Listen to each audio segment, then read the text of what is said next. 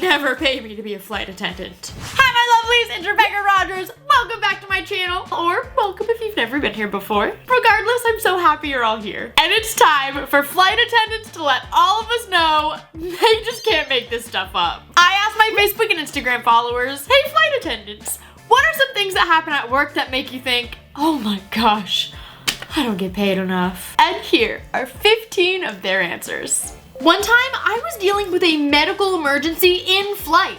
We had a passenger laid out in the aisle and a doctor was working on them. I was running back up the aisle with a defibrillator when a passenger who'd been next to the poor man being worked on flagged me down asking for a Diet Coke. Luckily, the doctor's wife was nearby and told that lady off way before I had a chance to. Are you serious? Excuse me, ma'am, I know you're saving someone's life, but I'm a little parched. I bet if you looked up the definition of entitlement, her photo would just be plastered right there. The nerve, I just can't even imagine. I was on a flight from Minneapolis to Boston when another flight attendant approached me and said, I think someone's canoodling in the bathroom. What do I do?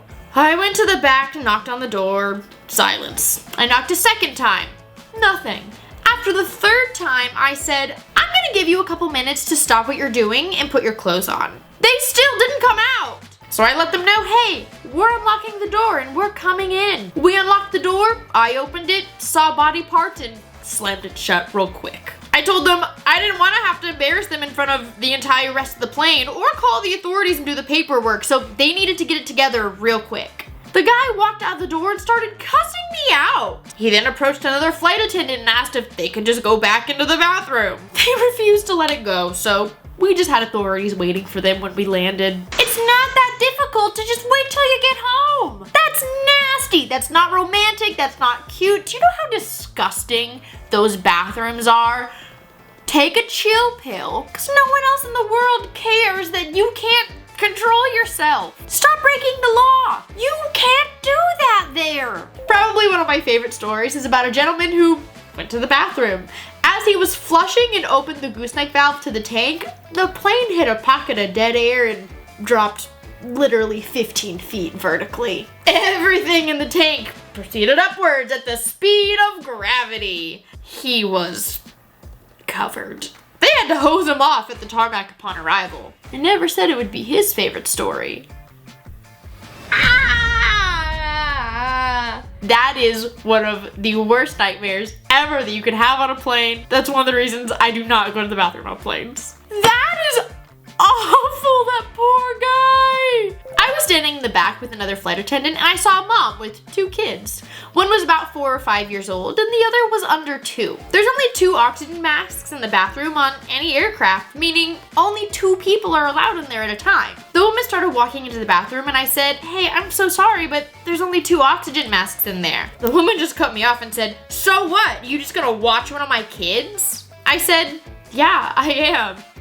She wasn't expecting that answer, so she looked me up and down, rolled her eyes, and tossed her baby at me. I was a good feet away from her, and luckily I was already moving forward to catch the child. I just didn't think I'd have to receive a kid punted by its mother. I obviously caught it and sat down, and my coworker said, good thing it wasn't thrown at me, because it would have bounced off my chest and hit the floor. When the mom came out, she took the kid, went back to her seat, and that was it. No thank you, no acknowledgement, no nothing. The kicker, when I walked by the cabin maybe 20 minutes later, I saw the mom was traveling with her husband. All 4 of them were wearing matching outfits, so essentially the mom could have just left the baby with the husband. You lost me at tossed her child. Who just tosses a child? And who watches a mom toss her child and then doesn't call somebody? The entitled, not even thank you part, that doesn't surprise me, okay? I've been in the classroom long enough that it doesn't surprise me. Tossing the kid's a new one. I might have made a phone call. I was doing a cabin walkthrough and saw something scurry across the aisle behind the last 2 rows. I thought my mind was playing tricks on me, but nope, there it was.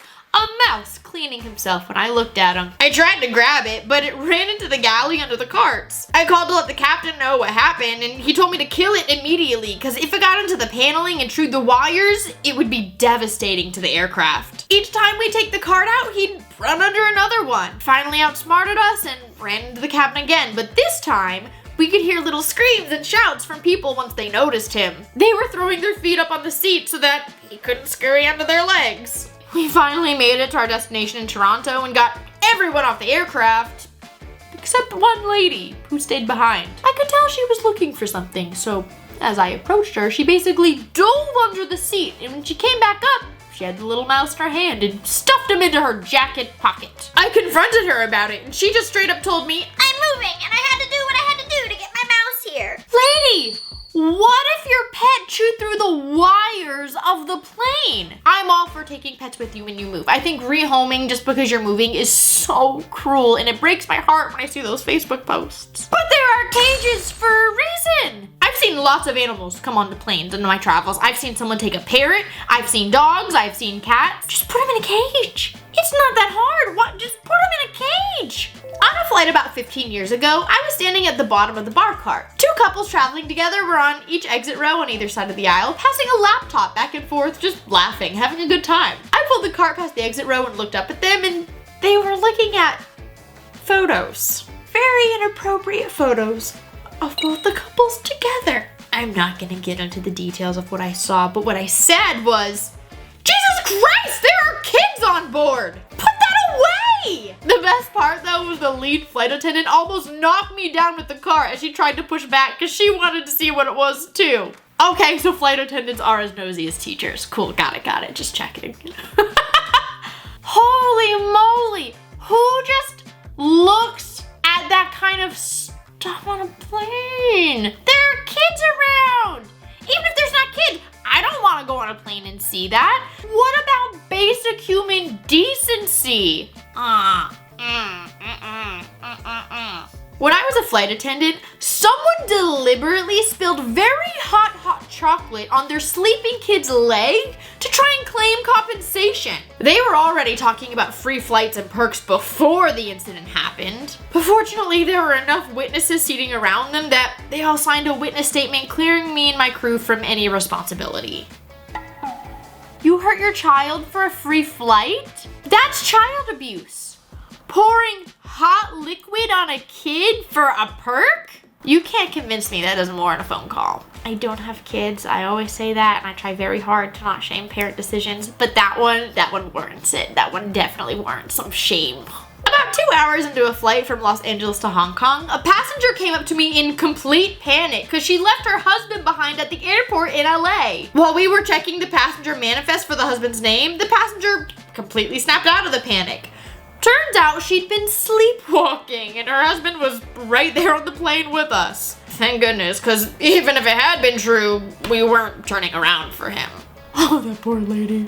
That reminded me though of this article I saw where a plane did turn around because this lady left her baby. Who just leaves their baby at the gate? And I think she was traveling alone. Like there was no adult with her that would have had the baby instead of her. Just left her baby at the gate. And before the keyboard warriors scream at me, yes, I do know moms are heroes. Yes, I do know they're sleep deprived. That doesn't mean you can just leave her baby at an airport. Are you gonna hold the same energy for the women that accidentally leave their kids in a hot car? Oh, well, they were just tired. It doesn't matter. It doesn't matter. That's dangerous. Who could have just scooped them up at the airport? That's not okay. My fellow flight attendant had the pleasure of kicking Lil Pump off her flight last year.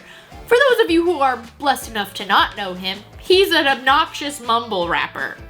He and his whole entourage were screaming and throwing money during the flight and were super drunk and taking substances. It was so bad, they had to divert the flight and just kick them off there. He so thoughtfully dedicated a verse to this incident in his song, Gucci Gang.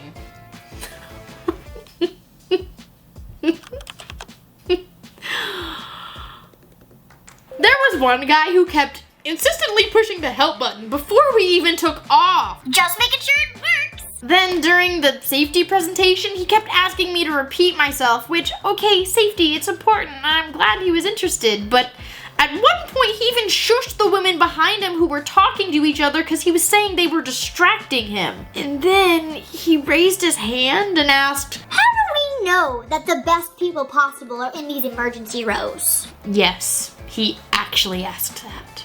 Oh, I feel like this guy was a very nervous flyer. But it's okay, he obviously got where he was going. Maybe he'll be a little bit more relaxed on his next flight. Maybe it was his first time on a plane. We'll cut him a little bit of slack. My husband, he went on his first plane after we got engaged. He was 25, 26 maybe? And let me tell you, he read the safety pamphlets front and back a few times. It happens. We were getting ready to board a flight from California to Vegas and we didn't have a jetway. So this is a flight where the passengers had to come outside the terminal and board up the stairs. This one lady comes out the door, puts down her bag, and starts pretending to be an airplane, zooming around with her arms outstretched. Definitely keeping an eye on her at this point. So she comes on board and has a cat with her in its carrier. While we're having a seat count, the other flight attendants and I noticed she took the cat out of its carrier, which isn't allowed. We tell her to put the cat back in the cage and keep it secure for the flight. She complies, we take off, but before we're even at 10,000 feet, I see the cat poke out of the aisle seat again. You've gotta be kidding me. I have to get up while we're taking off at a very steep angle and tell her to keep the cat in the carrier. Poor furball was clawing at the seat, terrified. Does she not realize that letting him flop all over while you're taking off is gonna terrify it? I never even want to take my cats on a plane because I'm nervous the ear popping is gonna scare them. Poor baby. Grossest story I have is someone smeared poop all over one of the bathrooms during a 14-hour flight to China. It smelled putrid. We put up an out of order sign, but then a couple hours later, someone apparently went in secretly and cleaned it up. I bet you it was a kid that did it and one of the parents snuck in after to clean up after them. I can't even be mad at that one. The parent realized the kid did something really bad and went and just took care of it. No questions, no complaints, just went and did it. I'll take it. It was a transatlantic flight and halfway through the trip near the back of the plane, the overhead bin just started raining maggots on passengers in one row, just pouring through the ceiling. One of the other attendants on the plane investigated and discovered one of our passengers had flown in from Africa and had a whole dead fish filled with maggots wrapped inside a newspaper just sitting in one of the overhead bins. Apparently it's considered a delicacy in some parts of the world. We had to put it in his suitcase and just lock it in the bathroom.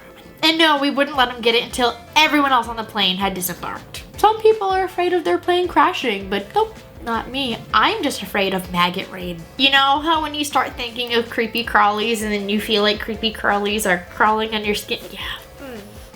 Yeah. We're just gonna move on. I had a passenger that bit off his toenails, making a small little clippings pile on the console of the seat. When I passed by, he actually asked me to throw them out for him. My face must have wrinkled up real bad because he got the message and knew that wasn't something to ask another person to do. Well, I no longer feel like I have creepy crawlies on my skin now. I just think I'm gonna throw up. At least he realized that wasn't something to ask of someone else. He got the message, read loud and clear, and he didn't argue about it. And I'll take that. An air marshal came up to me while working in the back alley and started talking to me.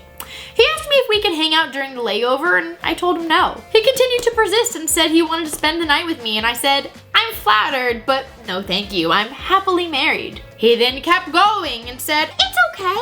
No one will have to find out. It's not like your husband's here. That's when I let him know, actually, he's our pilot. He slunk back to his seat like the dog he was. I have very many issues with that story. Why is no not enough?